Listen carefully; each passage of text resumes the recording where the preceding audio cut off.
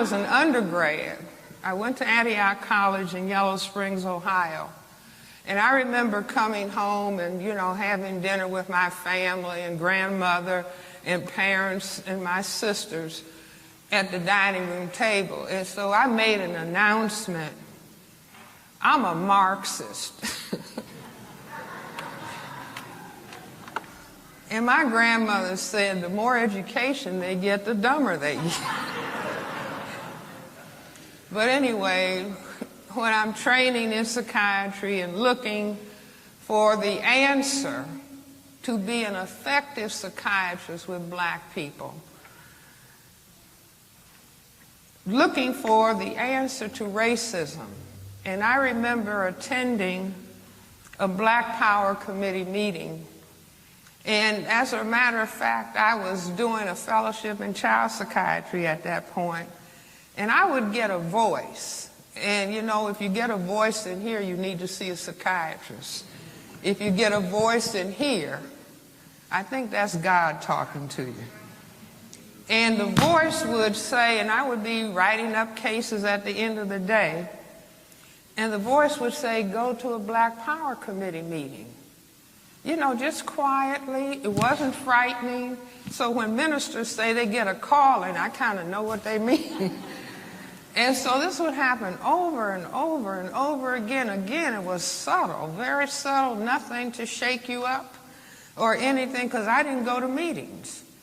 And so I finally went to a Black Power Committee meeting. And after the meeting, people were sitting in somebody's apartment eating African food. And a gentleman was on the other side of the room. And I heard this man say, mind you, I'm looking for further answers to racism. And I hear this gentleman over there in the other corner saying, racism is a system. And it's like my mind, you know, I'm looking for, you know, they say when the student is ready, the teacher appears. And so I started talking to this person. The gentleman's name was Neely Fuller Jr. He wasn't a college professor.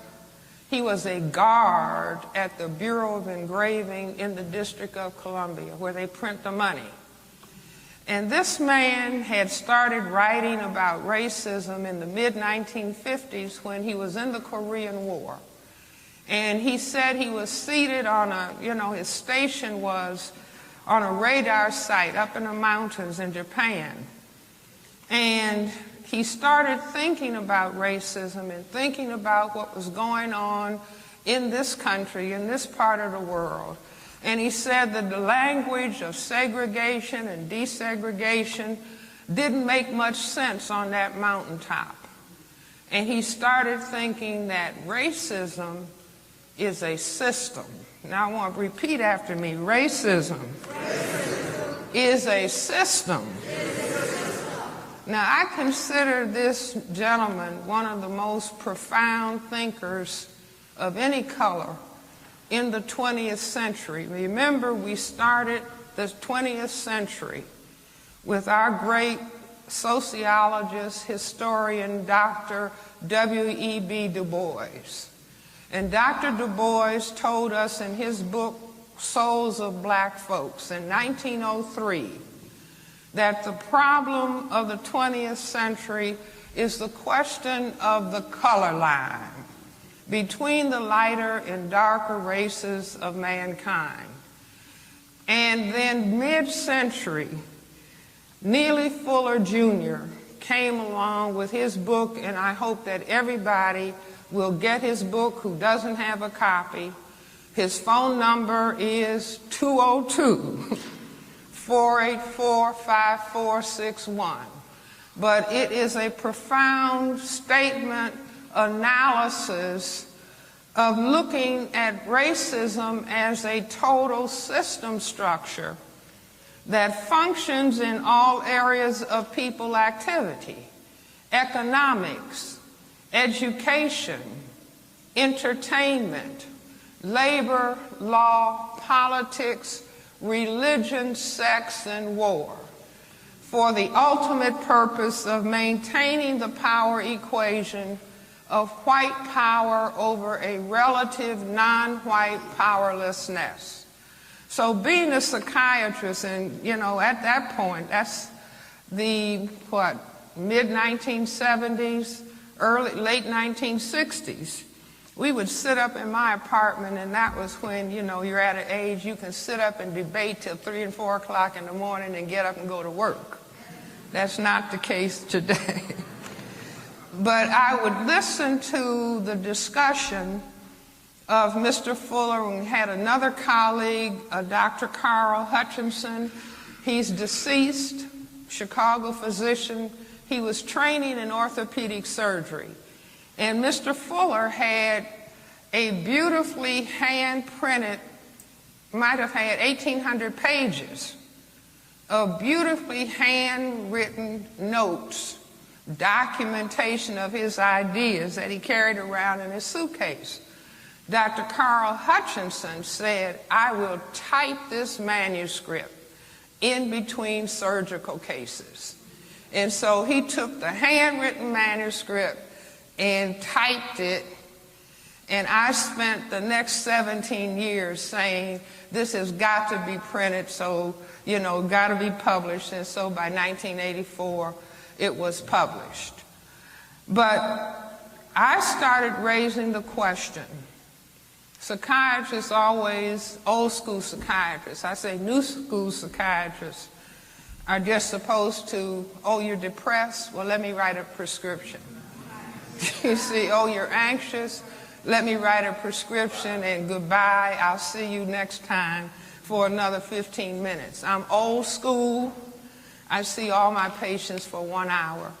I believe that you have to talk to people and understand and then help them understand so that they can graduate from the psychiatrist and go forward because they now understand reality in a different way.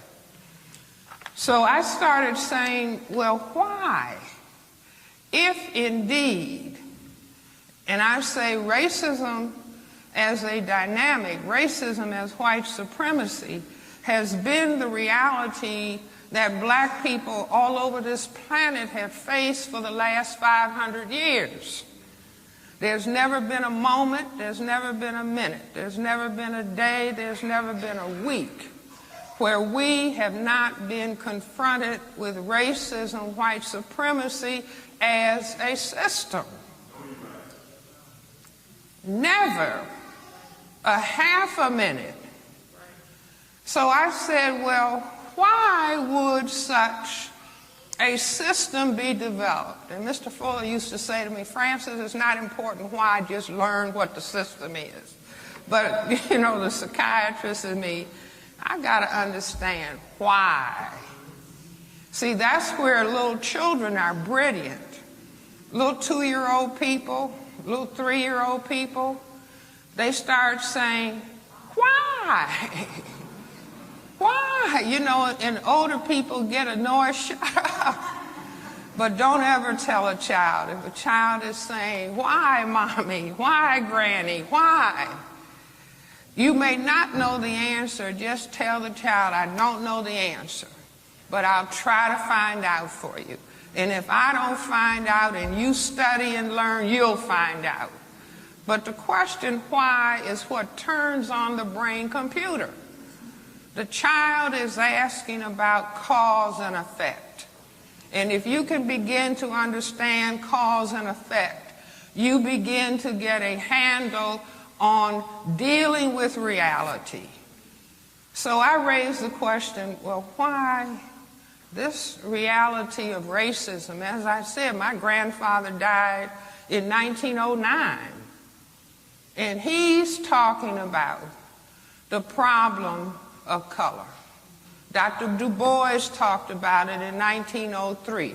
Every black person that has been of significance to black people has tried to grapple with what was happening, what was causing us to be oppressed, and raising issues or raising discussion about it. So I tell people, Mind you, I have a question in the back of my brain computer. Why would they do it? And I was actually in my kitchen cooking hands and dishwater. And the computer came with the answer. And what I started thinking about was things that were said within the system. Number one, the system said that we, as people of color, were minorities. And the other emphasis that was even greater than the factor, the numerical factor, was that we were supposed to be genetically inferior to people who classified themselves as white. Now I say, spend as much time in school as you can, spend as much time in the libraries as you can, spend as much time in bookstores as you can. Reading, repeat after me, reading, is more important than watching TV. Say it again.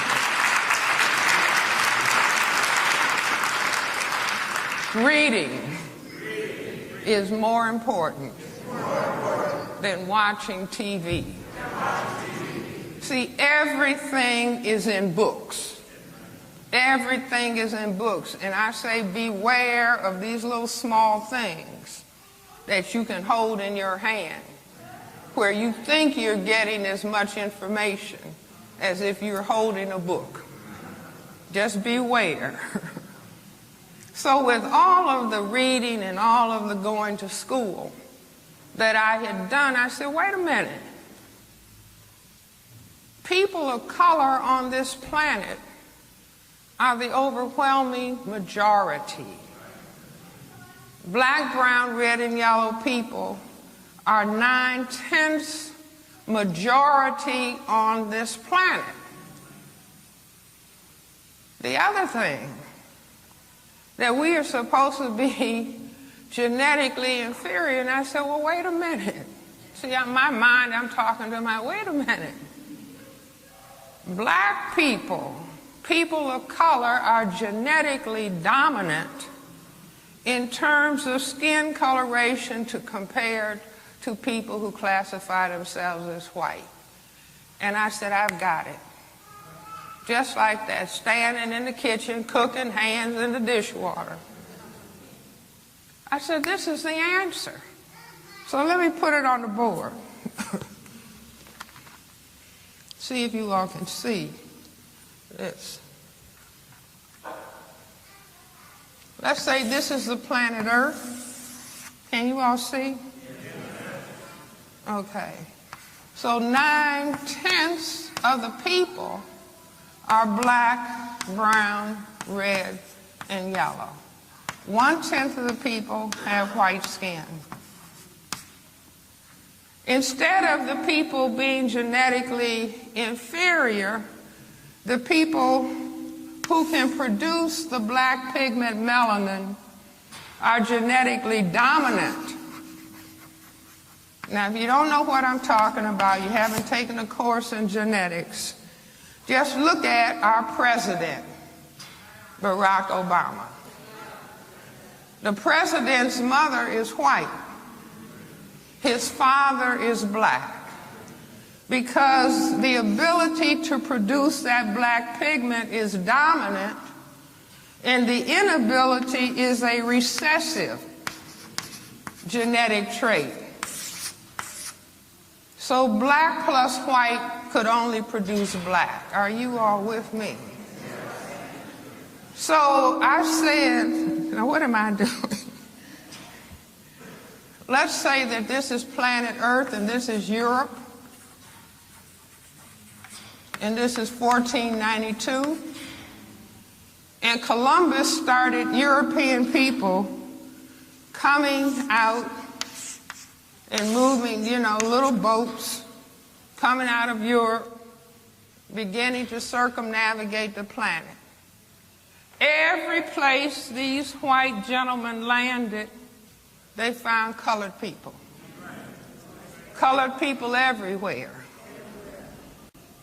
If the people extended their hospitality to sexual relations, and the men waited around 9 months for their boats to get repaired, they realized that all of the people were not only colored, but all of the babies that came about would be colored babies, President Obama being an example.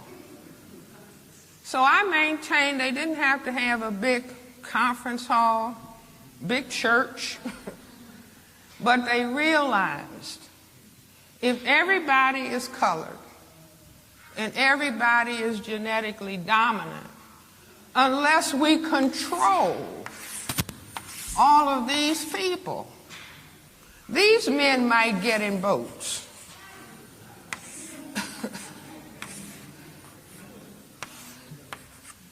And start going from south to north.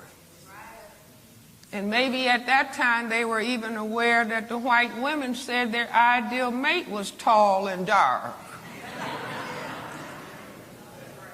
So they realized, I maintain at that point, that white could disappear. That white could disappear on this planet unless they control. And we all grow up learning. Black people learn this before they learn how to read. If you are black, what class? Get back. If you are brown, stick around. If you're yellow, you're mellow. And if you're white, you're all right. Now I can say this in London, England, and the audience knows if you're black, get back, brown, stick around, yellow, mellow. Wherever white people have been where there are colored people, if they stayed around to make a color mix, that people start learning this. But most people don't understand, you just learn. Growing up, if you're black, get back, brown, stick around, yellow, brown.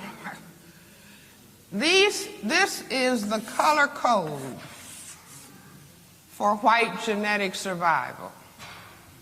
The more color you have, the greater your genetic potential to cause white genetic annihilation. Are you following me? So we're taking the mystery out of all of this. But beyond that, see, all over this country, we are looking at a certain dynamic taking place. And I basically say we are on a genocide slide. Do you see that if people, certain people, are fearful of the genetic power of another group of people, then they will try consciously and or subconsciously to destroy those people. It's as though they have been labeled a genetic enemy. And so if you went to the prison, you will see more people at this color end than at this color end. Do you follow what I'm saying? Beyond that, men and women may be equal as human beings. See, the audience got quiet. What is she going to say? Do you see? But it's only men, it's only males who can impose sexual intercourse. Are you following me? See, Sally Hemings didn't rape Thomas Jefferson. You know, if Sally Hemings got a knife out of the kitchen and threatened to have sex with Thomas Jefferson and he got afraid, what would happen, gentlemen? See, now I don't know if everybody got that lesson in physiology, but men know. If I went to my purse and got a M16 rifle and said to a man, "You are going to have sex," and I frightened him, gentlemen, what would happen? See, an erection cannot be maintained in the presence of fear. That's just fundamental physiology. The Creator made it that way. So a man wouldn't be, distracted by pleasure when he needed to run because of fear. So women cannot impose sexual intercourse. They can try to entice, influence, but they cannot impose. Ultimate imposition is to get a weapon.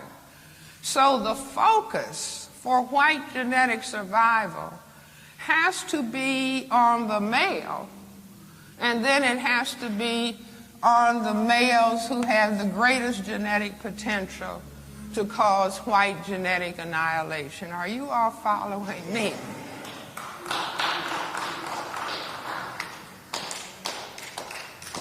So Neely Fuller has told us that we're dealing with a system, and the system, to maintain the power equation of white power over a relative non-white powerlessness. Now, he doesn't say for the purpose of genetic survival. That's Frances Welsing's contribution. Okay, but I say this power equation is the white genetic survival power equation necessity. And the system functions in economics, education, entertainment, labor, law, politics, religion, sex, and war. Now, we are in a temple called the Shrine of the Black Madonna. Now, we can go back in history, and the paleontologists and anthropologists are telling us that black people were the parents, the first people. I'm not talking about some higher primate. I'm talking about human beings. Black people are the first people. Black people are the mothers and fathers of everybody on this planet. The first people to know about God. The first people to be mathematicians, architects, scientists, philosophers, to know about astronomy. But when the people who classify themselves as white started taking over, they knew of the critical importance in the area of religion of telling people, the whole world of colored people, that God was white. Now that was, I say, a critically important step, and sometimes I give the people who run white supremacy some grades. They can get A+. Because that was a very strategic move. Do you see, to say, well, wait a minute, it's more of them than us. So first, if we conquer them, then we can brainwash them and have them think that they are the image of God, and having the people of color praying to white day and night to love them and to save them. And, oh God, why did you make me black?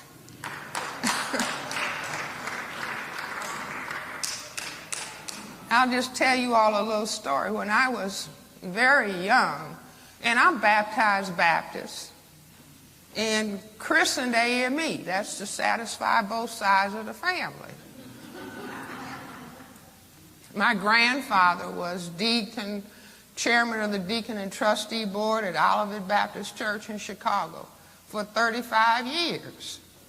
So I'm in church, before you can see straight. But I say this was a strategic move in having, you're at Sunday school every Sunday from the time you can breathe.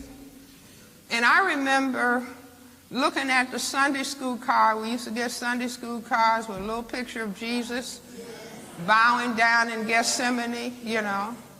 And so I remember in our pantry, you know, a little room with a lot of shelves and food, and there would be a big box of Quaker Oats on the bottom big shelf. So I remember going in there one day and just looking at the Quaker Oats box, and I said to myself, that must be God, because he just looked like an older Jesus. I didn't discuss this with my parents. I had just concluded this on my own. Here's Jesus looking young on the Sunday school card, and here's this white man with this long white hair. And I just said, especially since you sang the grace and we thank him for this food, this oatmeal, so that had been my conclusion. Let me tell you a secret. Anybody who was taught that this white man was the Son of God, their brain computer had already jumped ahead that God had to be white. Do you understand what I'm saying? So whether you were ever questioned about it, given a lecture about it, your brain computer had jumped ahead instantaneously and made the conclusion. But I say that truth is very difficult to hide. It manifests itself, it surfaces, no matter how you try to suppress it. So I said, if we even look at the name Jesus and break it down into Ebonics, then we have just us.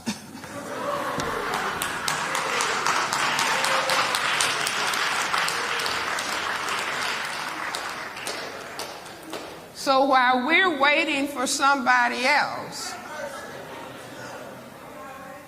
it's just us that have to get ourselves together.